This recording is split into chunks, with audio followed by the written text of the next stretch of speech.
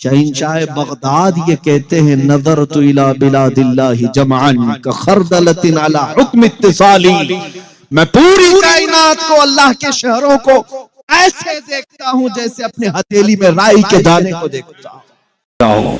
تمہاری زبانوں پر جب عاشق رسول کے لیے تعزیت کے الفاظ آنے میں ہچکچاہٹ آتی ہے، کون سا عشق رسول، کون سا کلمہ تم نے پڑھا ہے؟ غوث پاک کی اگر تمہارے اندر ذرا برابر بھی نسبت ہے تو میں کہوں گا میرے عزیزو، سلطان الاولیاء غوث پاک عاشق رسول ہی نہیں، فنا فی الرسول تھے۔ میرے نبی کی بات پر اگر کوئی انگلی بھی اٹھاتا، آپ یا تو اپنی کرامت سے اس کا منہ توڑ جواب دے دیتے۔ کسی عیسائی نے صرف یہ کہا تھا میرے نبی عیسیٰ افضل ہے، وہ مردوں کو زندہ کرتے تھے، آپ کو جلال آیا، کہا محمد افضل نہیں ہے اس لیے کہ وہ مردے زندہ نہیں کرتے تھے، آپ اس کا ہاتھ پکڑ کر قبرستان لے گئے، میرے نبی پر بات کرتا ہے، میں تجھے زندہ کر کے دکھاتا ہوں۔ اپنی کرامت سے مردے کو زندہ کر کے دکھایا۔ اب بول کون افضل ہے، عیسیٰ افضل ہے کہ میں افضل ہوں؟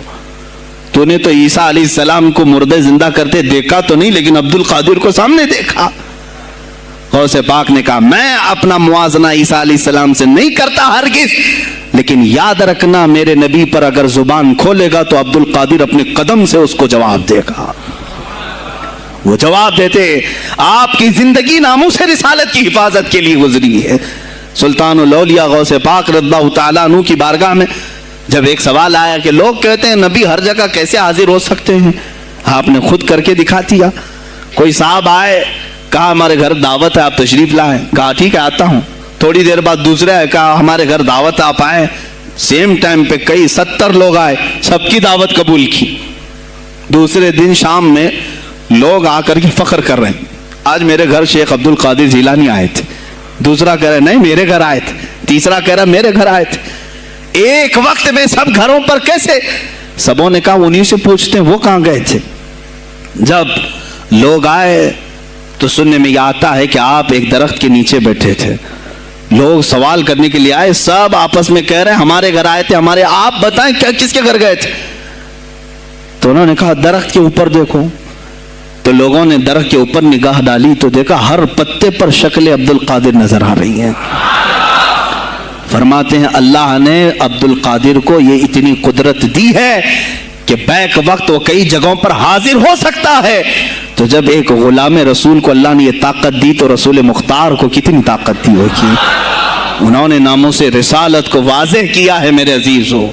اولیاء کاملین اسی لیے آتے ہیں، وہ نبی کا پرتو بن کر کے آتے ہیں، اور آج ان کے نام کی 11ویں کھا کر کے موٹے ہو رہے ہیں، بس اور کچھ نہیں۔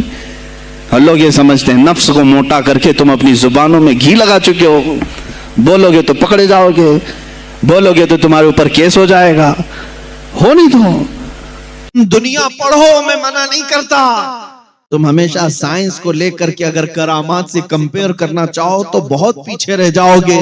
جن کو میرے نبی کا گھوڑا نہ سمجھ میں آئے، جن کو رسول پاک کا براق نہ سمجھ میں آئے، انہیں میرے مصطفیٰ کا سفر معراج کیا سمجھ سکتا ہے؟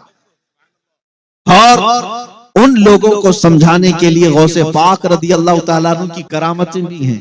ایک روایت ہم نے یہ پڑھی بھی ہے، ایک شخص مجمع میں بیٹھا تھا غوث پاک رضی اللہ تعالیٰ عنہ کے، اور جب آپ معراج کا واقعہ بیان کر رہے تھے اس کے دل میں یہ خلیش پیدا ہوئی، ایسا کیسے ہو سکتا ہے رسول اتنی جلدی جائیں گے اور آ جائیں گے؟ اور اچانک اس کے پیٹ میں مروڑ شروع ہو گئی، اور وہ جو ہے دو واقعات ہیں الگ الگ، اس کے پیٹ میں ایسی مروڑ شروع ہو گئی کہ اسے بہت تیز حاجت، بہت تیز قضاء حاجت کی اشد ضرورت پیش آنے لگی۔ تو پھر اچانک اس کی آنکھیں بند ہوئی، تو پھر وہ کھول کر کے آنکھیں دیکھتا ہے وہ کسی جنگل میں، وہ کسی جنگل میں۔ جلدی سے اس نے دیکھا یہاں پانی بھی بہ رہا ہے، اپنے کپڑے اتارے اور اپنی حاجت پوری کیا، اور وہاں سے اپنی صفائی بھی کر لیا، اور وہاں پر چابیوں کا یا کچھ گچھا اس نے درخت پر لٹکا رکھا تھا۔ پھر واپس اس نے اپنے کپڑے پہن لیے، اور اس کے بعد پھر جیسے ہی اس نے اپنی حاجت پوری کی، کپڑے پہنے، آنکھیں کھولا تو دیکھا وہ اسی مسجد میں بیٹھا ہے جہاں غوث پاک بیان کر رہے تھے۔ اب حاجت کچھ نہیں لگی، پیٹ میں بھی کوئی چیز نہیں تھی، اور اس کے بعد اس نے سوچا میرا وہم تھا یا میرے سے کچھ ایسی چیز ہو گئی ہے جو اونگ آنے پر میں نے کوئی خواب دیکھا ہو؟ نہیں، خواب نہیں تھا نہ وہم تھا۔ محفل کے بعد وہ اٹھ کر کے گیا، پھر اسے اندازہ ہوا میں تو اپنی چابیوں کا گچھا وہیں بھول آیا تھا جہاں اپنی استنجا کر کے آیا۔ اسے وہ جگہ پتہ تھی، ڈھونڈتے ہوئے گیا تو بہت دور تھا، وہ علاقہ بہت دور تھا۔ چلتے چلتے تھک گیا، شام ہو گئی، اس علاقے میں جا کر پہنچا تو دیکھا وہاں پانی بھی بہ رہا، علاقہ وہی اور درختوں پر اس کی چابیوں کا گچھا ابھی بھی لٹکا ہوا۔ پتہ یہ چلا میرے عزیزوں 400 سال کے بعد میرے مصطفیٰ کریم صلی اللہ علیہ وسلم کی نسل پاک میں آنے والا شیخ عبد القادر جیلانی، وہ حسنی اور حسینی سادات میں سے، اگر وہ اپنی مسجد میں خطاب کے دوران بیٹھے بیٹھے کسی کو اپنی مجلس سے دور کا سفر بھی کرائیں، اس کی حاجت بھی پوری کرائیں اور پھر اسے محفل میں لا سکیں۔ غوث اعظم کی بڑی کرامتوں میں سے کرامت یہ ہے، اس زمانے میں آپ بغداد تشریف لائے جب حالات ایسے تھے کہ حق بولنا دشوار تھا، اور آپ جب مسجد کے ممبر پر کھڑے ہو کر اعلان کرنے لگ گئے، ہیبت ایسی طاری تھی کہ کوئی آپ کو روک نہ سکا، اور آپ کی یہ حقانیت کی تبلیغ پھیلتی گئی۔ شروع میں 10 لوگ، پھر 20 لوگ، پھر 100 200، پھر 1000 2000۔ غوث اعظم نے چند مہینوں میں جو خطبات دیے، آپ کے خطبات کا عالم یہ تھا کہ پھر 70,000 کا مجمع برابر سننے کے لیے آیا کرتا۔ اور غوث اعظم کا یہ خطبہ ایک نہیں، ہزاروں خطبات ہیں۔ جب آپ خطبہ دیتے تھے، ایک بات یاد رکھیں، زبان اگر پاک ہو اور اللہ کی نبی پاک کی شریعت طاہرہ بولتی ہو، اس زبان میں بلا کا اثر ہوتا ہے، اللہ کریم کی طرف سے اثر ڈالا جاتا ہے۔ حق بات اگر بلند آواز سے کہو، یہ مت دیکھو کہ میں کون ہوں، یہ دیکھو کہ کلام کس کا ہے۔ اللہ کریم لوگوں کے دلوں پر بات ڈالتا ہے۔ غوث اعظم کی زبان سے نکلے ہوئے کلمات ایسے ہوا کرتے، مجمع ختم ہونے سے پہلے پتہ نہیں کتنوں کی تو لاشیں اٹھائی جاتی تھیں، کتنے تو وہاں بے ہوش ہو جاتے۔ کس بات پر؟ اتنا اثر کرتا دل پر کہ لوگ کپڑے پھاڑ لیتے تھے۔ خطبے کے اندر، بیان کے اندر ایسا اثر ہوتا کہ لوگ بیٹھے بیٹھے مدہوش ہو جاتے، کوئی جوش حال میں کپڑے پھاڑ ڈالتے۔ روایات میں بتایا گیا کوئی ایک مجمع بھی ایسا نہیں جس میں حضور غوث پاک کی تقریر کے بعد جنازہ نہ اٹھایا گیا۔ ہر خطابت کے بعد، اور بولتے کیا تھے؟ حیرت کی بات ہے میرے عزیزوں، آج بعض لوگ یہ کہتے ہیں ہم بھی بہت ساری چیزیں بیان کر رہے ہیں، میں اپنے لیے بھی نصیحت اور سارے علماء کے لیے بھی کہتا ہوں، لوگوں کے پلے نہیں پڑتی، لوگوں کے کانوں میں نہیں جاتی۔ یہ جمعہ میں آتے ہیں، سوتے رہتے ہیں، جب امام کھڑا ہوتا ہے نماز کے لیے تو یہ جھٹکا لے کر کے کھڑے ہوتے ہیں، بیان یوں ہی چلا جاتا ہے۔ سرکار غوث پاک رضی اللہ تعالیٰ عنہ ممبر پر کھڑے ہو کر بیان کر رہے ہیں۔ کیا بیان کر رہے ہیں؟ سنیں۔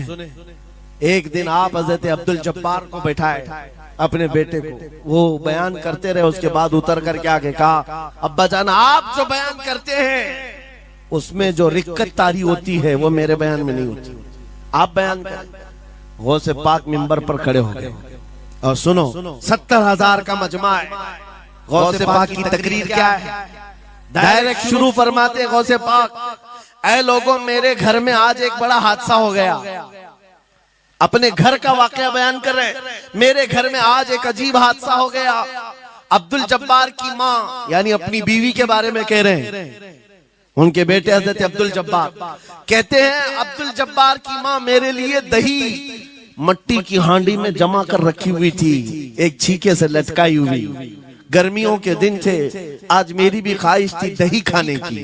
میں گھر پہنچا دوپہر کے وقت، دہی کی ہانڈی میری بیوی نے اٹھا کر کے دسترخوان پر رکھا تھا۔ میرے پہنچنے سے پہلے ایک بلہ آیا گھر میں اور پاؤں سے جھپٹا مارا، وہ دہی کا مٹکا گر گیا، ٹوٹ گیا اور دہی پورا زمین پر بہہ گیا۔ نہ ماں کھا سکا نہ میری بیوی کھا سکی۔ اتنا بیان کرنا تھا کہ لوگ دھاڑے مار کر رونے لگ گئے، کپڑے پھاڑنے لگ گئے، لوگوں کے اندر جوش حال سے کیفیت بدل گئی۔ میرے عزیزوں کوئی اپنے گھر کا واقعہ بیان کر رہا ہو کہ دہی کی ہانڈی پھٹ گئی، دہی بہ گیا، اس میں کون سی ایسی بات ہے رونے کی؟ یہ ہمارے اور تمہارے لیے ہو سکتا ہے۔ غوث اعظم کا مجمع بھی اہل دل کا ہوا کرتا تھا، وہ بصیرت والے لوگ بیٹھتے تھے۔ غوث پاک کیا بیان کر رہے تھے؟ غوث پاک کے بیان کا مطلب یہ نہیں ہے کہ ان کی بیوی دہی کی ہانڈی جمائی تھی اور ان کے لیے کھانے کا انتظار کر رہی تھی۔ غوث اعظم اپنے واقعے سے دنیا کی حالت بتا رہے تھے، اے لوگو، جس طرح میرے گھر میں آج میرے کھانے سے پہلے دہی کا مٹکا ٹوٹ گیا اور دہی بہ گیا، سب کی حالتیں تقریباً ایسی ہوتی ہیں۔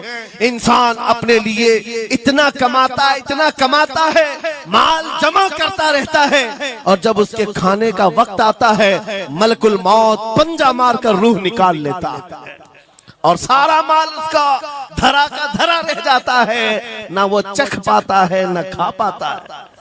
غوث پاک رضی اللہ تعالیٰ عنہ یہ دنیا کی حالات بتا رہے تھے، اور میرے عزیزوں آج بھی وہی حالات ہیں ہمارے، آج بھی وہی حالات ہیں۔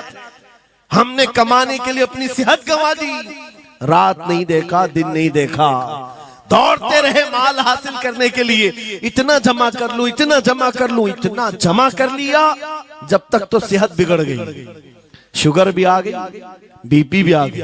علماء تمہارے دین کے محافظ ہیں، تمہاری نسلوں کی شریعت کے محافظ ہیں، آج ان کی زبانوں کو بند کرو گے، کل تمہارے بچے نبی کا نام لینے سے گھبرانے لگ جائیں گے، ڈرنے لگ جائیں گے۔ علماء کے گلوں میں اور ان کی گردنوں میں رسیاں نہ ڈالو۔ سنو غوث پاک رضی اللہ تعالیٰ عنہ کس بات سے ڈرتے تھے؟ غوث پاک کا خطبہ بیان کرنے والے مولوی حضرات، علماء سنیں، غوث پاک کس سے ڈرتے تھے؟ ان کو ڈرانے والا کوئی ٹرسٹی تھا، کوئی حاکم تھا؟ بلکہ حالات ایسے تھے، ایک بار خطاب کر رہے ہیں مجمع میں، بہت بڑا مجمع ہے، خطاب کے بیچ درمیان ابھی واز ہو رہا ہے، ایک کالا سانپ گر گیا آپ کے کندھے پر، سانپ گر گیا اور گرا ہی نہیں، گر کر کے پھر وہ آپ کے گلے کے اندر سے داخل ہو گیا، آستین میں آیا، آستین میں آیا اور پھر ادھر آیا، وہ لوٹ لوٹ کرتا رہا۔ لوگ جو مجمع میں بیٹھے تھے ان پر ہیبت طاری تھی، وحشت طاری تھی، کوئی جگہ چھوڑ کر ادھر ادھر ہو رہا ہے، لیکن غوث پاک کا قدم ڈگمگایا نہیں، نہ جسم کے اندر کوئی حرکت ہوئی، آپ کا بیان کنٹینیو جاری رہا، اسی طرح جاری رہا۔ وہ سانپ کبھی آپ کے سامنے آیا، کبھی ادھر آیا اور گھوم پھر کر کے واپس چلا گیا۔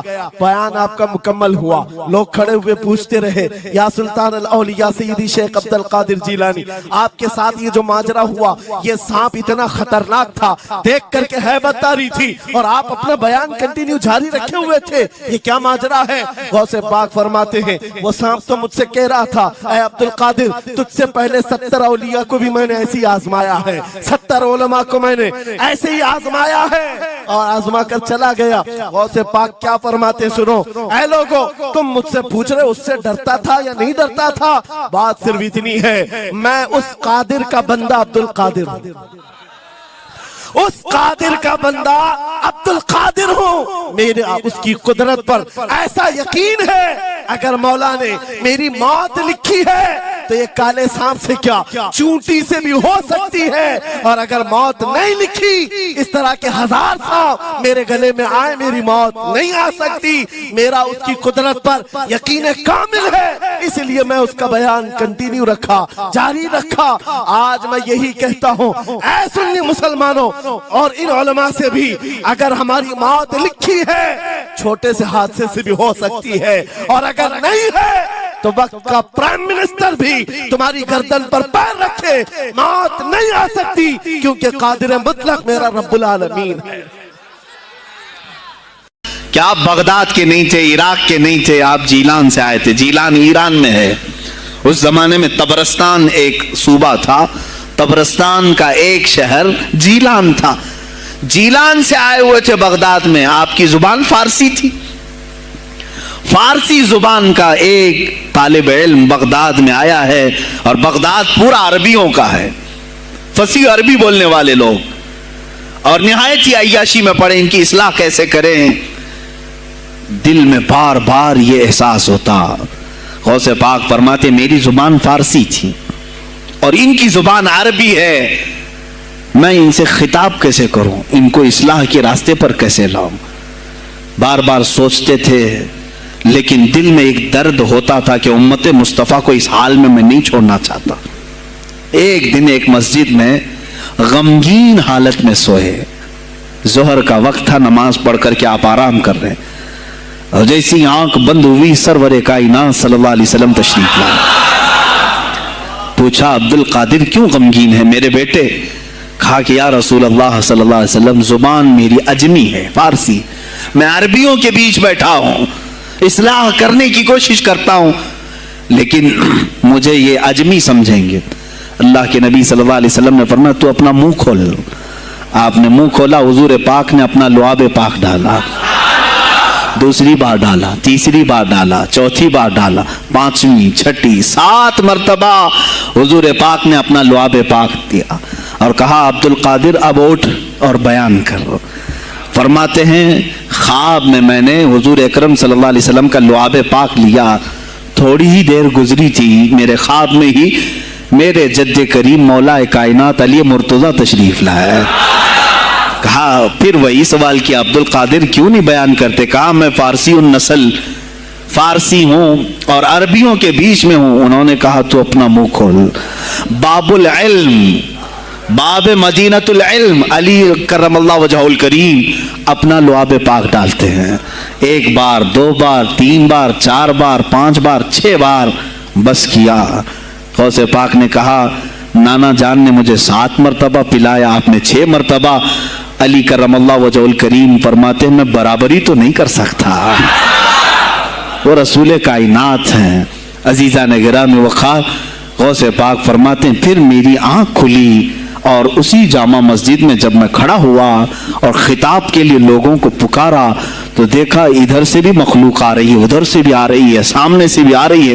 مجمع اتنا کثیر کہ تل دھرنے کی جگہ مسجد میں نہیں تھی، اور جب آپ کا خطاب ختم ہونے کو تھا لوگ اپنے کپڑے پھاڑنے لگے اور بے ہوش ہونے لگے۔ اتنی تیر بہدف کلمات تھے کہ سیدھے سینے میں پیوست ہو جاتے، دلوں میں اتر جاتے۔ اس کے بعد وہی دن تھا سیدنا عبد القادر جیلانی کو لوگوں نے ہاتھوں ہاتھ اٹھایا۔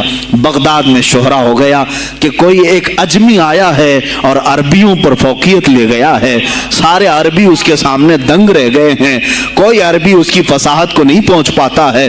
کئی لوگ امتحان کے لیے بھی آئے، ایسا نہیں ہے کہ غوث پاک کو یوں ہی چھوڑ دیا گیا۔ میرے عزیز تم تو 1000 سال کے بعد کرامتیں سنتے ہو نا، یہی لگتا ہے کہ غوث پاک بہت کرامتوں کے مالک تھے، بہت بڑے عالم اور بڑے ولی کامل تھے، کچھ نہیں ہوا ہوگا ان کے ساتھ۔ ہمارے سے زیادہ خطرے انہوں نے مولے ہیں، ہم سے زیادہ حاسدین ان کے تھے، دشمنی کرنے والے اپنوں میں بھی بہت سارے تھے۔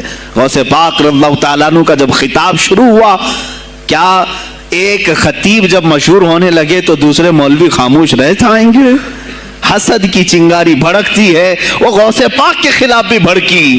اور بغداد میں جب یہ شورا ہونے لگا تو کئی علماء اس وقت کے جو بڑے بڑے پائے کے عالم ہیں، ان کی کتابیں آج بھی موجود ہیں، میں نام تذکرے نہیں کر رہا، لیکن انہوں نے ٹیسٹ لینے کی غرض سے، امتحان لینے کی غرض سے کئی لوگوں کو سوالات بھیجے۔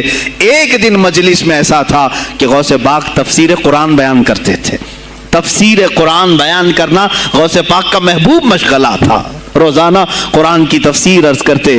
ایک دن مجلس میں بڑے بڑے علماء کی جماعت، جس میں عبد الرحمن جوزی جیسے بڑے فقیہ محدث ہیں، ان کی ایک جماعت آئی، قرآن کی جو آیت کی تفسیر وہ کر رہے تھے اس تفسیر کو کئی کتابوں سے انہوں نے اخذ کیا اور لے کر کے آئے، مجمع میں بیٹھے، غوث پاک نے تفسیر شروع کی۔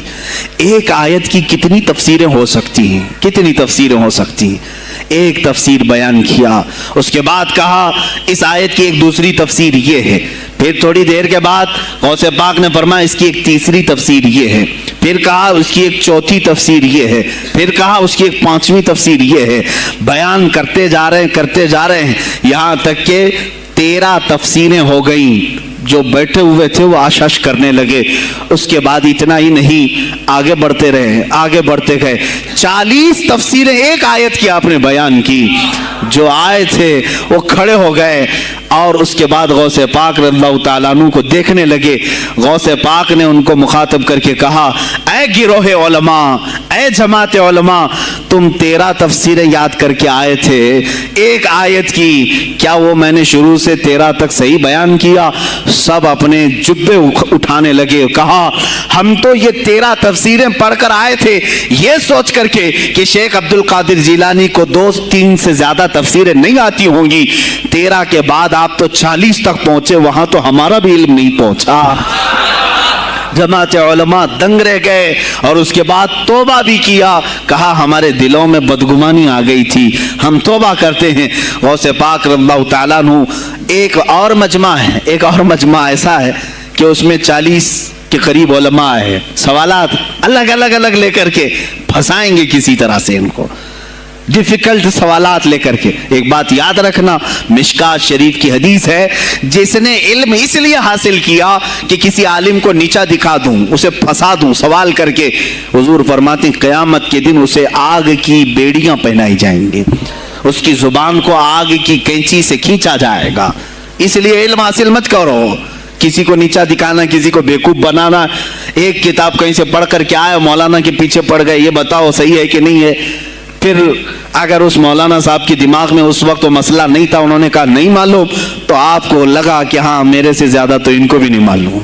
تم نے تو ایک ہی چیز حل کر کے ان کے سامنے پیش کی ہے. عزیزان گرامی, اس طرح کی چیزیں ہرگز نہ کریں, یہ بہت بڑا گناہ ہے مغالطے میں ڈالنا. غوث پاک رضی اللہ تعالیٰ عنہ ایک جماعت سے خطاب کر رہے ہیں. 40 علماء ہے, الگ الگ سوالات نوٹ کر کے, میں یہ پوچھوں گا, تم یہ پوچھنا, تم یہ پوچھنا.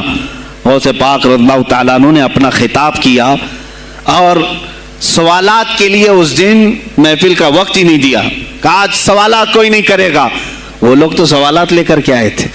سب مجمع میں خطاب کے بعد جس کو جو پوچھنا ہے آپ کہتے ہیں کہ پوچھ لو, اس دن کا کوئی نہیں پوچھے گا, آؤ صرف مصافحہ کر کے جاؤ, آؤ صرف مصافحہ کر کے جاؤ. تو یہ جو علماء کی جماعت تھی ان کو بلایا. ایک آتے ان کو سینے سے سینہ لگاتے اور کہتے تیرا یہ سوال تھا, اس کا یہ جواب ہے. دوسرا آتا, اس سے کہتے تو یہ گھر سے سوچ کے آیا تھا, تیرا سوال یہ ہے, اس کا جواب یہ ہے. اس طرح 40 سے مصافحہ کیا, معانقہ کیا. ان کے سوالات کے پوچھنے سے پہلے جوابات بھی دے دیے اور اس کے بعد کہا کیا ہے گروہ علماء, تم سوال کرتے اور میں جواب دیتا تو عبد القادر کی کیا اس میں خصوصیت تھی؟ تم سوال بھی نہ کرو, میں جواب دوں, تب پتا چلے گا کہ میں بندہ قادر ہوں, میں قادر کا بندہ ہوں. تم نے سوال بھی نہیں کیا اور میں جواب دوں تو تمہیں احساس ہوگا کہ میں قادر کا بندہ ہوں. اللہ رب العزت کا کہ صفاتی نام ہے. عزیزان گرامی وقار, علماء نے تنگ کیا, پریشان کیا, آپ کے مجموعوں کو روکنے کی کوشش کی, لیکن ایسا نہیں ہے کہ غوث پاک نے ہر ایک کو اپنی کرامت سے زیر کر دیا ہو. ان علماء کو